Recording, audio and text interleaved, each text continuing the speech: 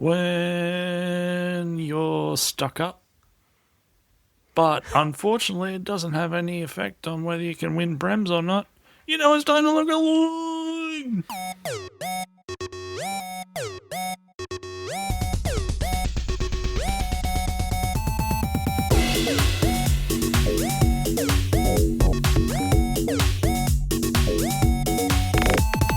LOYG. Oh, Dave. Yes. Hello, Stu. Yes, Stu here, Dave here. No Ben, unfortunately, for our grand final review. Putting his job and finances and family first, yet again. Is that what it was? Not Mad Monday related? Well, I don't know. Selfish is what I call it. But look, yes, Broncos. Well done to you. Well done to you, Broncos. It was an interesting game. Interesting. It was definitely an entertaining game. Yes. I was very confused as I talk over opening that can. I was very confused by both teams didn't bother defending that much in the first half. No, it was very open for a grand final. But it sounds like we've got the same opinion, and it was really strange today at work. So many people that wanted to talk about the grand final were telling me how it was the highest quality, best grand final they've ever seen. I don't know about that. I think, were these people casual league observers, perhaps? No, not all of them. No, I think a lot of people are thoroughly entertained so much when it's a close game and anyone can win it, and either team can still win at any point throughout a match. And I think that excitement factor overshadows actual technical quality of a game sometimes. From a product point of view, it was great. Like, there's plenty of tries, plenty of excitement, so on. I just kind of feel that if you're a grand final team, you shouldn't be letting in some of the tries that we saw come in the first half, either side. Both teams guilty of that. On the flip side, there was some amazing defense as well as some amazing attack in the game. Well-constructed set plays that got pulled off and other well-constructed set plays shut down like that. Like Pappy was in for all money with that inside ball in the second half, but Reece Lightning struck. You're talking about the one where Pappy was trailing? Yes. Yeah, so, yes, Reece did very well there. What's Pappy doing being inside his pocket so much? Yeah, when there was another 20 metres to the next defender. I don't understand. Reece could have just, got down the ground and planked and collected both of them. That's how close they were to each other. Yeah. I think the next closest person was the referee about 10 metres away. I'm just going to stop you there for a sec if I can. I'm getting a lot of plosives, which all it means is just maybe talk across your mic rather than right into it. Yep, got it. Beauty. Well, there was that one, and then there was Reece picking Paps up when he was away in cover defence really fast. Really fast. And it made me start to wonder, is Paps that fast, or does he just look fast because his hair flops around? Because of his hair flowing around? I don't know. Maybe, I don't know. He is Pappy. It is likely that he's carrying some sort of injury. Saw a lot of Storm fans actually on him on social media post-game. They're dealing with their disappointment, I guess, that hoping that R360 does take Pappy off their hands. Yes, yeah. Well, Clarkey, good old Clarkey's column, has that as the lead today, that Melbourne as far as you can, believe where this info comes from, Storm would consider releasing him if he were serious about playing that comp, rather than go through the motions of him playing 2/3 of a season next year. Yeah. When you got LOYG standing around. Yeah, and he's ready to go, isn't he? He's proved that. And they're still trying to offload Big Nelson. What's he supposed to be on 800 plus a year for the next 2 years, and they're going to have to pay some freight if they want someone to take him off their hands, I think. Yeah. Well, and that's just to transport him to wherever they're going, but off on the back of a train. What did you think of the game? Well, it was a game of two halves. No. Or three for Brisbane. Yeah. I first half I was just going, I don't like. I seriously was preoccupied by why there were so many points being scored, because I'd got in my head that it'd be a fairly gritty, grindy sort of affair. We know Brisbane are Brisbane and they're going to play flashy, but I didn't think that Melbourne would let them. I can't remember who messaged me. I think it was our friend Maddie messaged in the first half that Melbourne learned their lesson from last year where they didn't fire enough shots at Penrith. They went down and they came in with a game plan, and it might have been the same plan whether it was Brisbane or Penrith that they were playing, to fire as many shots as they can. Yeah, that's not a bad point. And we may even go on a bit of a run here. We could have a runner-up dynasty from the Storm. They may go a 4-peat or a 5-peat of just being in grand finals and losing. Oh, you like that idea? No, it's just I was thinking as a fan, like, would you like to make 5 grand finals in a row and lose them all, or have to wait 20 years and win one, and not make the finals Tigers style for the last 10 years? I think there's a certain appeal in watching Melbourne get there 5 years in a row and lose every time and looking at the faces. Schadenfreude much? Well, and the other thing that I read was Bellamy's luster is starting to wane. I don't know about that. Right. Because the 11 grand final... And Wayne's luster's starting to Bellamy? No, that doesn't make sense. Yeah. Well, it is when I, again, referencing Clarkie's column, there was a little entry there that Titans are offering him a director of football style position. Right. Yes. Titans need something, but yeah. Well, I thought that was what Scott Sattler just had. God. Yeah. Anyway. I think you're right. Slightly off track. For the game, though, as exciting as the Melbourne attack was in the first half, they didn't bring much. I think got to give credit to the Broncos, because I didn't see this pattern forming until, the grand final was in the rear view, that they were overpowering and coming home strong every game in the last 6-8 matches, weren't they? Yeah. The supreme fitness that Madge was criticised for at his previous couple of clubs by flogging the players pre-season is what probably won them the comp in the end of the day.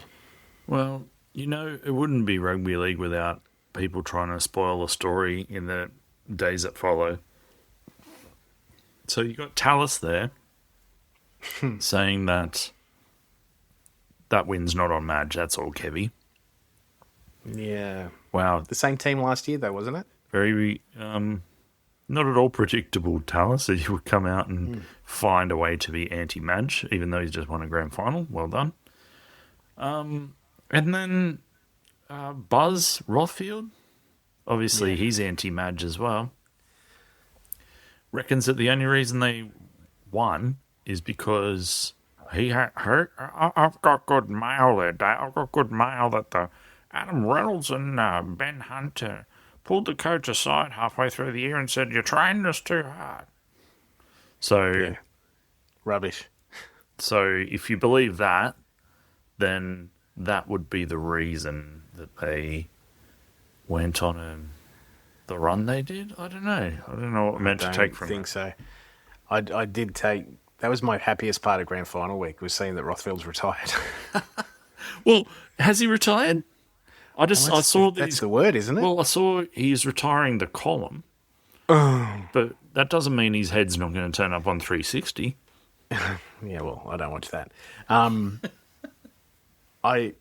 Again, hindsight, obviously it was there all along, but the Broncos back third of the year was so good. When they lost who did they play where they had two players go down with injury, and like both they lost Mam and Reynolds in the same play, basically. Oh, yeah. That was about like round a 20 month ago. Yeah, or a bit more. And it's like, well, that's them shot. They're done now. And then they built to what they did last weekend, and it was so impressive. And Reece Walsh, you know, I'm not the biggest fan, but you have to give him the credit he deserves. That was some sort of performance. Oh, amazing. The whole final series. Amazing. I can't remember an individual performance in a grand final that I think was better. I can't remember one. Yeah, especially an 80-minute performance. Yeah.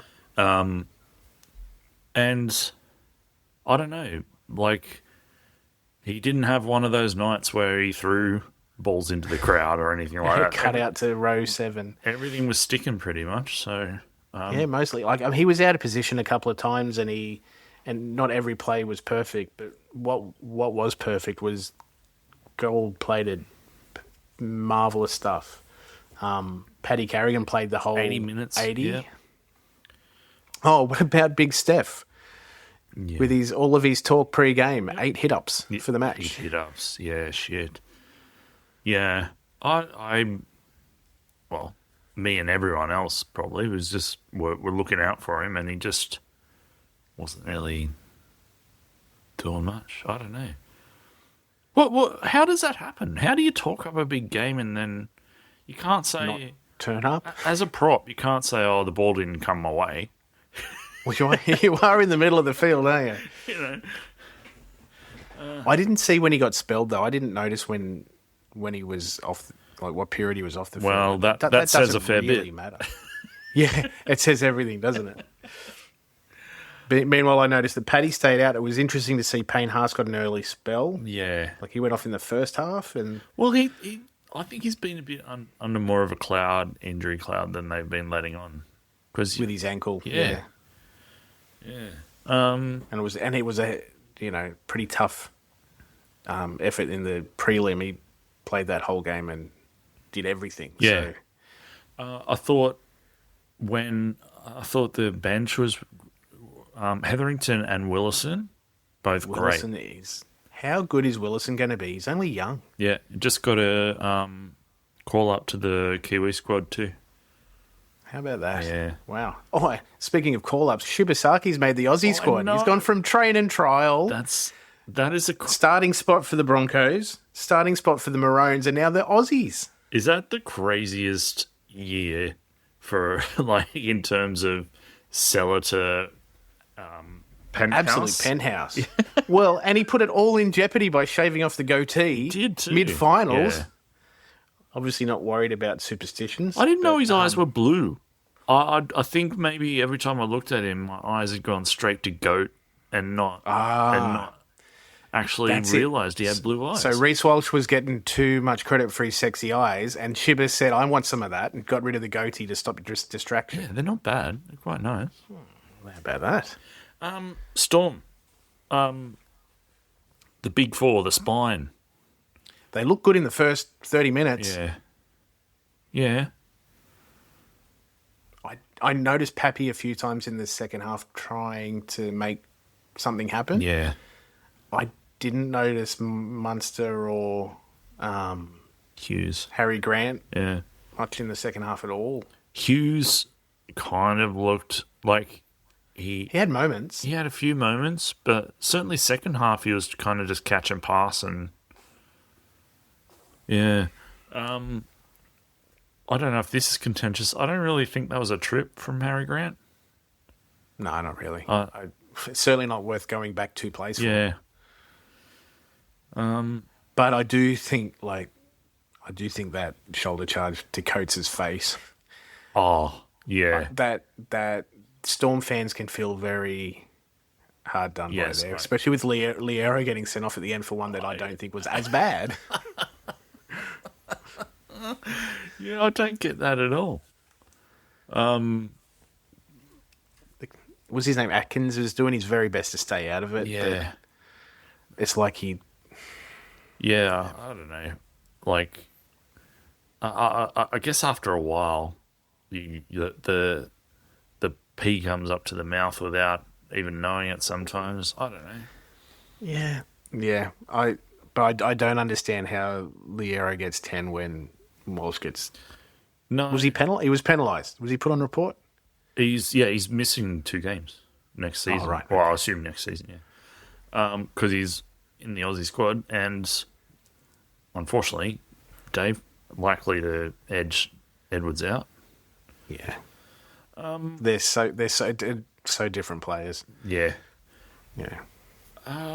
What else can we say about that game? You got any more? Because I find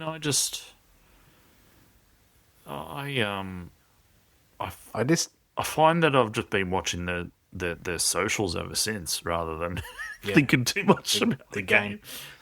I'm still shocked about... Well, actually, I want to say something else first. So, I didn't realise...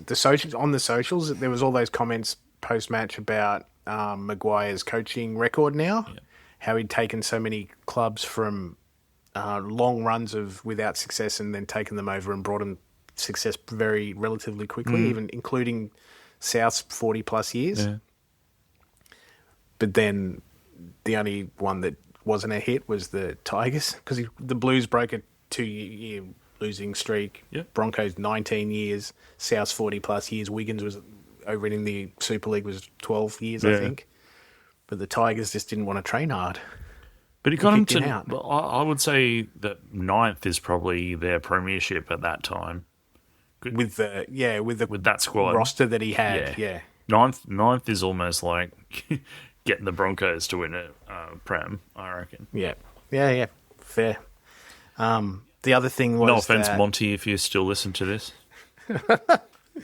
9th, yeah, well, I mean, they were striving for 9th this year. Just the way that the Broncos managed to... You didn't notice, but they were running teams ragged in the first half, because it looked like it was a to and fro sort of game. And then you realise in the second half of each of their last 3 games, the Storm in the GF, Panthers in the prelim, and Raiders in that crazy game, Golden Point game, they ran their opposition out of gas in all 3 of those games and came over the top. So it was very, very well coached and very well played. Well done, Broncos. Yeah. And that what you just said then is pretty un-Broncos-like, really, isn't it? Yeah. Well, from what we've seen last however many years. They got the balance right. They had the flashy show and skill and talent, etc., but they balanced it with some real hard work. And they got them the premiership. There's some chat on Twitter today about Renault, like his leg's gone again. Yeah. Do you just retire? You just want a Prem, and you've shoved at it a second club. At a second club, you've shoved it up South's ass for getting rid of you when they shouldn't have. Yep. Like, job feels kind of done. And how many years can we hear about Kobe Black being nearly ready to go? Feels like a decade almost. But the thing, they got Ben Hunt as well, and it feels like that he's not far behind. Like, he's 1 year. He's got 1 max, year, surely. Max. Maybe as and start the game at hooker and sub off type role, and then cover for the halves while the rookie comes through type. Yeah, thing. that would be ideal. Because you still got Blake Moser, let's not forget. Yeah. Well, yeah, they're going to face... This will be, the Broncos' turn to feel what Panthers and Storm have gone through with salary cap management. So good luck to whoever that is, their salary cap manager. That's right. Yeah, and I think the one takeaway, never forget that the Broncos won that game with Tyson Smithy at 5'8". Well, that was it. That was the crazy thing. We didn't even talk about that. They lost... Hunt went into Disneyland. Yeah. Reynolds does his leg again. Yeah. And they'd lost Karapani to an HIA as well, so their whole backline was completely obliterated. And you're right, smooth moves in the halves. So, yeah, I guess what does that mean for Broncos preseason now? Punish? Belt the shit out of them all year again, or what? Well, they know what it takes to win now. Yes. Yeah. All right. Well, there you go. Your 2025 Premiers Brisbane. I think we all had them top 4-ish. But yeah, I'm not sure that I would have had Penrith and Storm ahead of them to win a comp for sure. Well, there was what was it? That screenshot that I showed you guys on Monday, the 18th of August. The Broncos were paying $28 to win the comp. Yeah. Well, I heard today someone say Reece Walsh was $50 to win the Clive about 9 weeks ago. Yeah. Wow, that would have been a nice little parlay.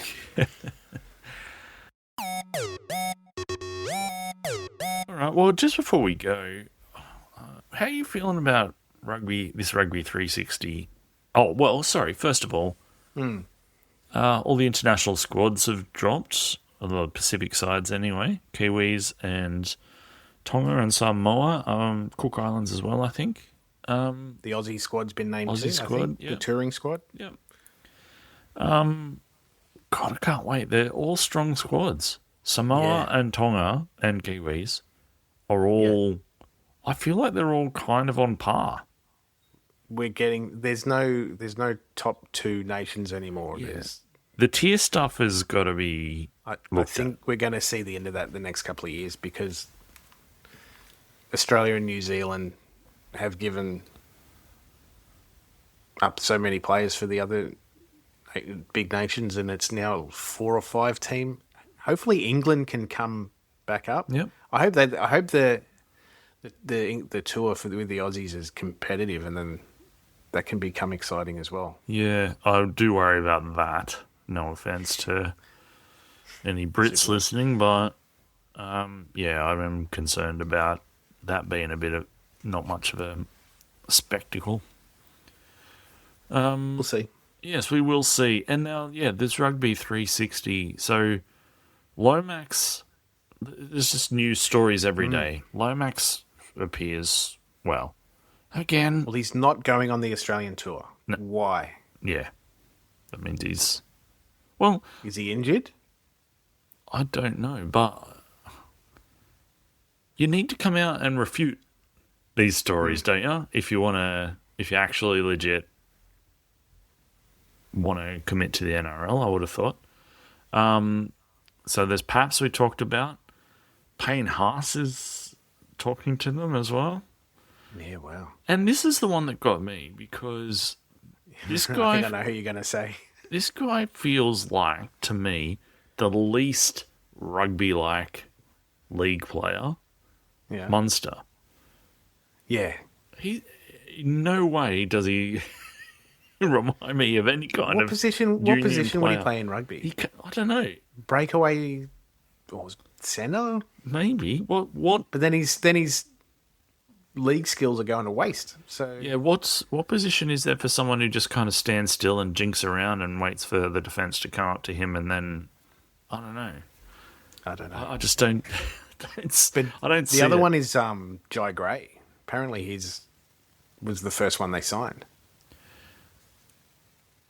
Oh, so you reckon he's signed already?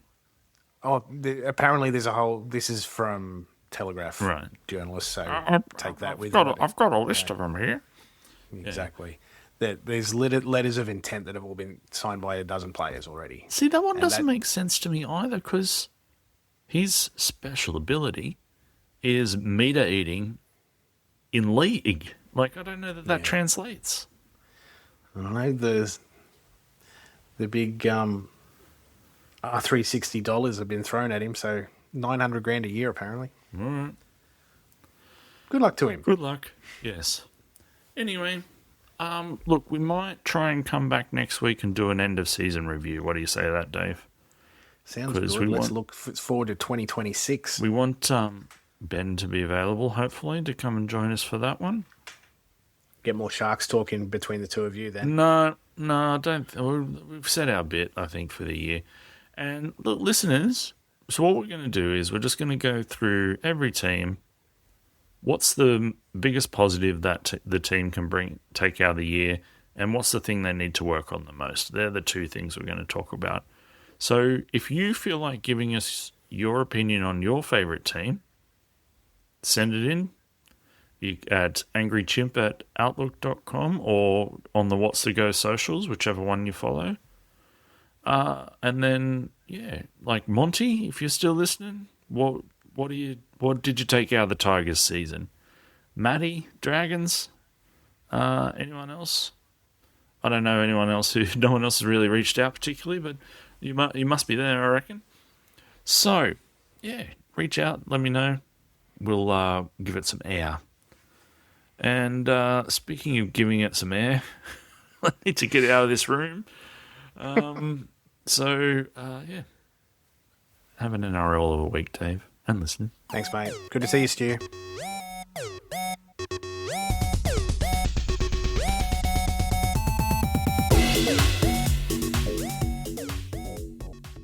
This is an Angry Chimp podcast.